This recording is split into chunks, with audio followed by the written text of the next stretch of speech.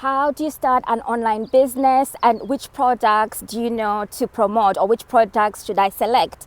This is a question I see being asked often in the online community. The first thing is, before you jump on into selecting products, is to know your reason why, your purpose, your life vision, and also to choose something that you're really connected to passionately. Then you are most likely to see it through and also connect to people who will enjoy what you have to sell to them. So buy into you first and buy into what you're going to promote. You have to like the product, and then you go on to see whether you want to promote a digital or physical product. If you don't have the finances to be able to set up websites, paid website, you can start off social media. When I started out on my online business venture, one of the things I did was coach people to start up their online business.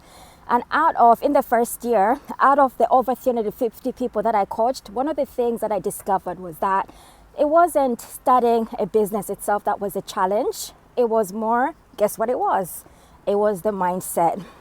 Self-limiting beliefs, the fears of what if, and also giving up before actually even starting because of fear, or just giving up because the mind wasn't ready to be committed to seeing things through and to waiting for a long time. So what is the lesson here?